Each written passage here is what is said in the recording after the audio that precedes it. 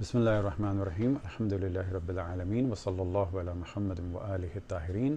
ولعنۃ اللہ علی اعدائہم اجمعین الی قیام یوم الدین۔ اس وقت پاکستان کی جو اقتصادی سیاسی حالت چل رہی ہے اور اسی طرح سے اب بعض خارجی ناصبی اور اہل بیت کے دشمن وہ افراد کے جو علماء کے روپ میں ہیں،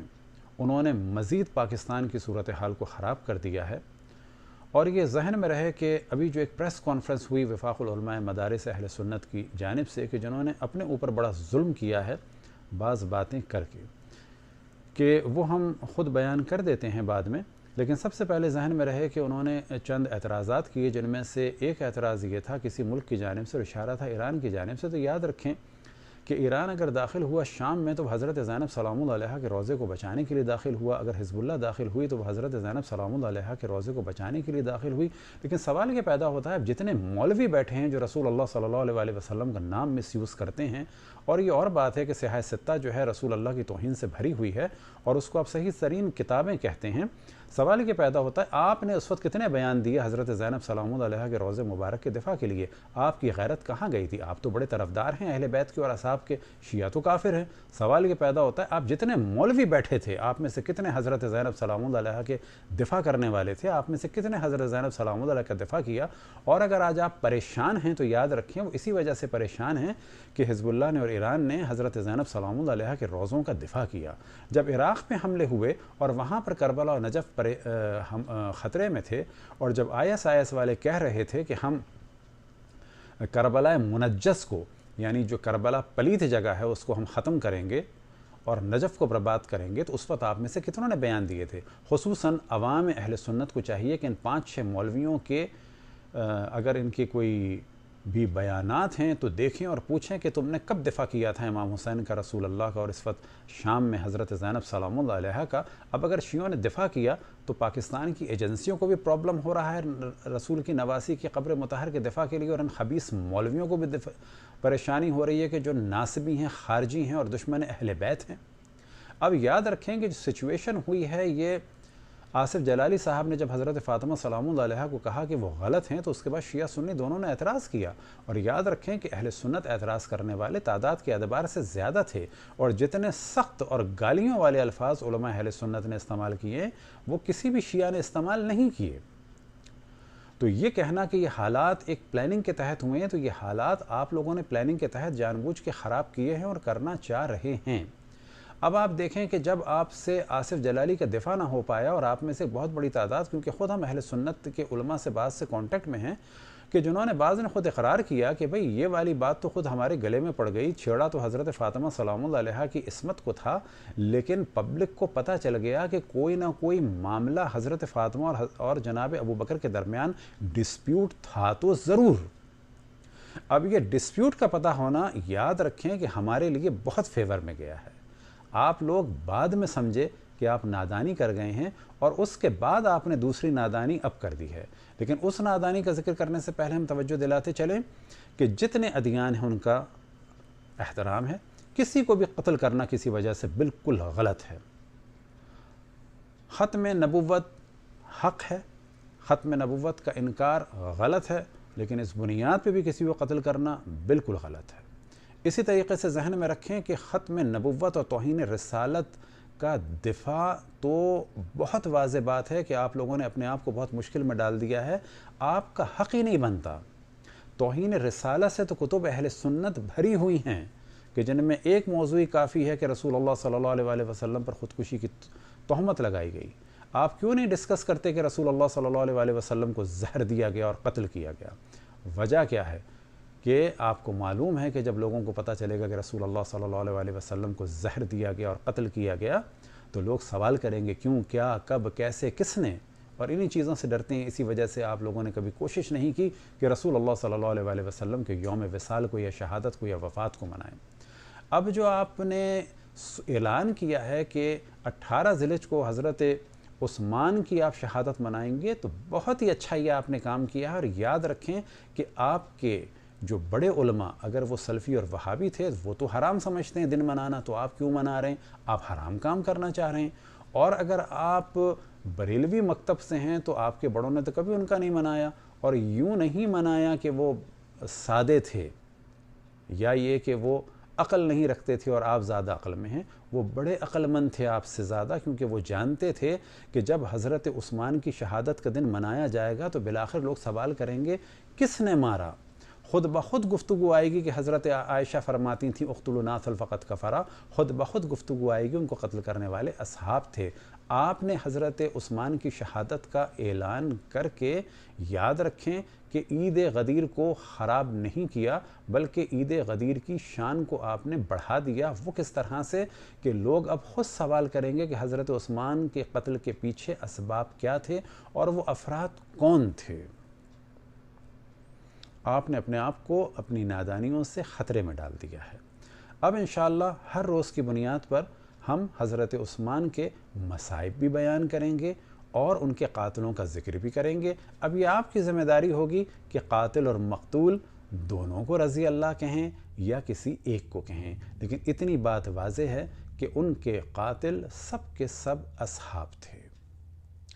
اب آتے ہیں اس بات کی جانب کہ ایک اذان کا کلپ چل رہا ہے ایک صاحب کا، انہیں کم سے کم اپنی بزرگی کا تو خیال کرنا چاہیے کہ کتنی نامعقول اور سادی باتیں کر رہے ہیں. کم سے کم یہی سوچ لیتے کہ جو باتیں آج آپ کر رہے ہیں شیعوں کو ختم کرنے کے لیے یا مارنے کے لیے، اس کی خبر جب انڈیا پہنچے گی تو کیا ہوگا؟ کیونکہ انڈیا میں بھی آپ کے بھائی، کیونکہ آپ بھی مودی جیسی حرکتیں کر رہے ہیں، تو وہ لوگ بھی یہی کہتے ہیں کہ مسلمان اذانوں میں ہمارے خداؤں کی توہین کرتے ہیں جب لا الہ الا اللہ کہتے ہیں. آج آپ نے کتنے آرام سے کہہ دیا کہ اشہد، جب کہتے ہیں شیعہ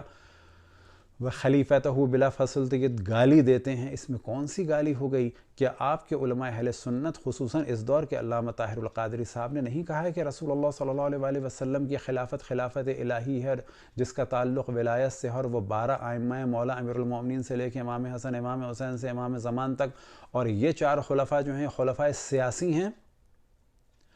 پس معلوم ہوا کہ یہ خلفاء سیاسی ہیں اور وہ خلفاء جو ہیں وہ خلفاء الہی ہیں. اور اگر ان میں سے پہلے کو کہا جائے وخلیفتہ بلا فاصل، تو بلا شک آپ کے اعتبار سے بھی، آپ کے بعض علماء کے اعتبار سے بھی، کہ جو ناسبی اور خارجی اور دشمن اہل بیت نہیں ہیں وہ اس کا اقرار کرتے ہیں. اب آپ سے سوال یہ پیدا ہوگا کہ آپ حضرت عثمان کی شہادت کے اسباب کیا بیان کریں گے؟ وہ جو آپ بیان کریں گے سو کریں گے. فی الحال آپ کو ہم ایک حوالہ دے دیتے ہیں، تاریخ طبری کا ہے، جلد نمبر 3 ہے، نفیس اکیڈمی کا ہے، صفحہ نمبر 59 اور 60 ہے، کہ جب حضرت عائشہ، یاد رکھیں کہ مدینہ سے نکل رہی تھیں، اس وقت کا حوالہ بھی آپ کو ہم بعد میں دیں گے تاریخ دمشق کا، کہ جب مروان نے آ کے کہا کہ ام المومنین آپ نہ جائیں کیونکہ حضرت عثمان اس وقت محاصرے میں، ان کی جان خطرے میں ہے، اور جب انہوں نے کہا کہ میں جاؤں گی تو اس وقت مروان نے حضرت عائشہ پر ایک اعتراض کیا اور ایک شعر پڑھا کہ جس کا عنوان یہ تھا کہ شہر کو آگ لگا کے آپ نکل رہی ہیں. تو اس وقت حضرت عائشہ نے فرمایا تھا کہ میری تو خواہش یہ ہے کہ تمہارے اور عثمان کے پاؤں میں جو ہے چکی کا پتھر باندھ کے ان کو دریا میں ڈال دیا جائے. آپ یہ کیا لوگوں کو بتائیں گے؟ لیکن فی الحال ایک حوالہ آپ کی خدمت میں موجود ہے، وہ یہ کہ جس وقت آپ مکے میں تھیں اور آپ نے ارادہ کیا مدینہ جانے کا، تو راستے میں عبد ابی سلمہ ملے اور ان سے ان کی گفتگو ہوئی، اور حضرت عائشہ نے سوال کیا کہ اس وقت مدینہ کے کیا حالات ہیں. تو انہوں نے فرمایا کہ لوگوں نے عثمان کو قتل کر دیا اور 8 روز تک کوئی خلیفہ نہیں تھا. حضرت عائشہ نے کہا کہ پھر لوگوں نے کیا کیا؟ تو انہوں نے جواب دیا اہل مدینہ نے باہم جمع ہو کے مشورہ کیا اور آخرکار ایک بھلائی انہوں نے حاصل کی کہ ان سب نے علی ابن ابی طالب پر اتفاق کیا. اس پہ حضرت عائشہ نے کیا فرمایا؟ تو آپ کو تعجب ہوگا کتنا احترام تھا ان کی نگاہ میں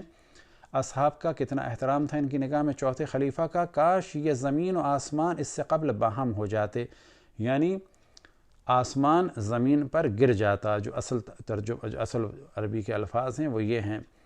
فرماتی ہیں اے کاش یہ زمین و آسمان اس سے قبل باہم مل جاتے اور تیرے اس ساتھی کی خلافت قائم نہ ہوتی، مجھے واپس لے چلو، مجھے واپس لے چلو. حضرت عائشہ صرف سے مکہ واپس لوٹیں اور یہ فرماتی جا رہی تھی خدا کی قسم عثمان رضی اللہ مظلوم قتل کیے گئے اور میں ان کے خون کا مطالبہ کروں گی. اس پر عبد ام سلمہ نے کہا اے ام المومنین آخر اس انحراف کی کیا وجہ ہے؟ کیا مراد ہے ان کی؟ تو پہلی آپ توجہ دیں کہ حضرت علی کی خلافت کی یہ پہلے دن سے مخالف تھیں، اور جیسے ہی خلافت کا سنا تو انہوں نے جس طرح سے حضرت عثمان کو قتل کا ارادہ کیا تھا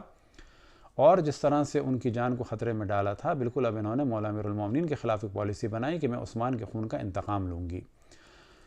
تو یہ کہتے ہیں کہ یہ جو آپ نے رائے بدلی ہے کہ پہلے تو آپ ان کو قتل کروانا چاہتی تھیں، انہیں کافر کہتی تھیں، تو یہ کہتے ہیں کہ میں نے کہا اے ام المومنین آخر اس انحراف کی کیا وجہ ہے؟ اور خدا کی قسم سب سے اول آپ ہی نے علی رضی اللہ سے انحراف کیا، اور آپ تو پہلے کہا کرتی تھیں کہ اس ناصل یاد رکھیں ایک یہودی تھا مدینے کا جس کی لمبی داڑھی تھی، اور حضرت عائشہ حضرت عثمان کو اس نام سے خطاب کرتی تھیں، یعنی اس یہودی سے نسبت دیتی تھیں، جبکہ اسلام میں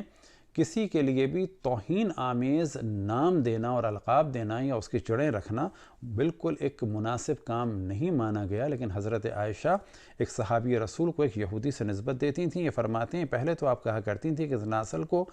یعنی عثمان رضی اللہ بریکٹ میں لکھا ہے وہ قتل کر دو، یہ کافر ہو چکا ہے۔ حضرت عائشہ نے جواب دیا ان قاتلین نے اول عثمان رضی اللہ سے توبہ کرائی پھر انہیں قتل کیا۔ میں نے پہلے قتل کے لیے کہا تھا، اب یہ کہہ رہی ہوں، اور میرا آخری قول پہلے قول سے بہتر ہے۔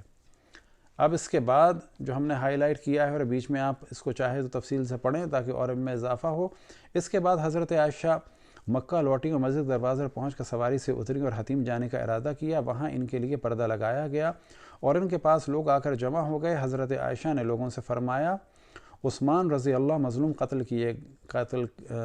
کر دیے گئے، اور خدا کی قسم میں ان کے خون کا مطالبہ ضرور کروں گی۔ یہاں سے انہوں نے عالم اسلام کی پہلی جنگ کی بنیاد رکھی کہ جس میں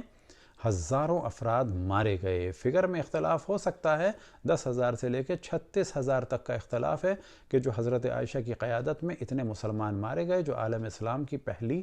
جنگ تھی۔ ہم کبھی توہین نہیں کرتے، انہی حقائق کو بیان کرتے ہیں۔ اب ہماری گزارش ہے پنجاب اسمبلی کے ان افراد سے کہ جنہوں نے اس بل کو پاس کرنے کی کوشش کی تھی، اور وفاق العلماء مدارس کے افراد کی، کہ یہ جو ہم نے نفیس اکیڈمی کی تاریخ تبری کا حوالہ دیا ہے، تو امید ہے کہ اس کو آپ جلد سے جلد بین کرائیں گے، اور انشاءاللہ اپنے ہیکرز کو ذرا آپ ایکٹیو کریں کہ انٹرنیٹ وغیرہ پہ بھی جہاں پر یہ ہے کہ اس کو بھی ہٹائیں گے، کیونکہ اس میں توہین ہو رہی ہے۔ بس یاد رکھیں یہ بچوں والی سیاست اب نہیں چلے گی، اور یہ بھی یاد رکھیں یہ جو آپ قانون اس وقت ہمارے لیے بنانا چاہ رہے ہیں اس کی بازگشت انڈیا میں بھی ہوگی، اور اتنی ہی مشکلات جب آپ کریٹ کریں گے تو اس سے دوسروں کو ہمت ہوتی ہے۔ بالکل ویسے ہی جیسے کہ حضرت عائشہ نے حضرت علی سے جنگ کی ابتدا کی تھی،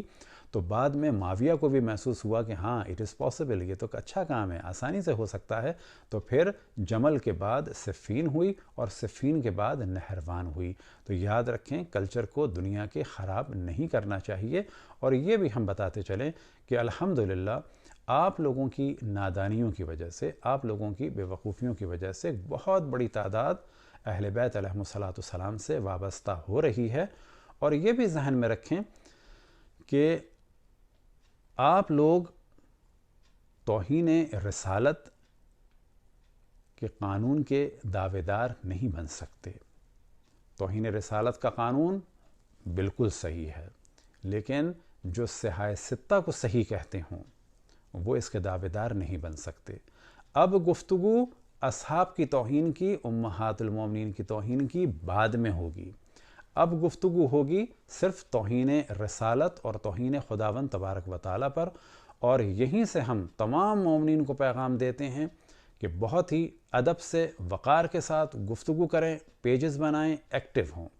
کسی کی توہین نہ کریں۔ اس وقت صرف فوکس کریں کہ جو توہین کتب اہل سنت میں رسول اللہ صلی اللہ علیہ وسلم کی ہے اسے اجاگر کریں، تاکہ یہ جو ڈھول بجایا جا رہا ہے ہمارے خلاف اور شور مچایا جا رہا ہے کہ شیعہ اصحاب کی توہین کرتے ہیں اور انہیں قتل کرو، تو پہلے ہم ایک لمحہ فکریہ دیں گے تمام مسلمانوں کو کہ رسول اللہ صلی اللہ علیہ وسلم کی جو توہین ہے اسے ختم کیا جائے، اور کسی کو بھی قتل نہ کیا جائے۔ نہ ہم کسی مسلمان کے قتل کے فیور میں ہیں، نہ کسی عیسائی کے قتل کے فیور میں ہیں، چاہے وہ آسیہ بی بی ہو، چاہے وہ کسی اور مکتب سے یا مذہب سے یا اسکول آف تھاٹ سے تعلق رکھتا ہو، اور چاہے وہ ایک کچرا اٹھانے والی بچی ہو اور اسے توہین قرآن کے جرم میں قتل کرنے کی بات کی جائے، ہم سب کے مخالف ہیں۔ ڈائلاگ کا کلچر بنایا جائے، غنڈہ گردی بہت ہو گئی، بعد قتل رسول اللہ صلی اللہ علیہ وآلہ وسلم جو ظلم کا سلسلہ شروع ہوا اہل بیت پر ان کے چاہنے والوں کے ساتھ، وہ بہت ہو گیا۔ اب ضرورت ہے اس امر کی کہ اہل بیت کے فضائل بیان ہوں، اہل بیت کے مصائب بیان ہوں اور حق و باطل کو واضح کیا جائے۔ قاتل اور مقتول دونوں کبھی بھی رضی اللہ نہیں ہو سکتے۔ وصلی اللہ علی محمد وآلہ الطاہرین۔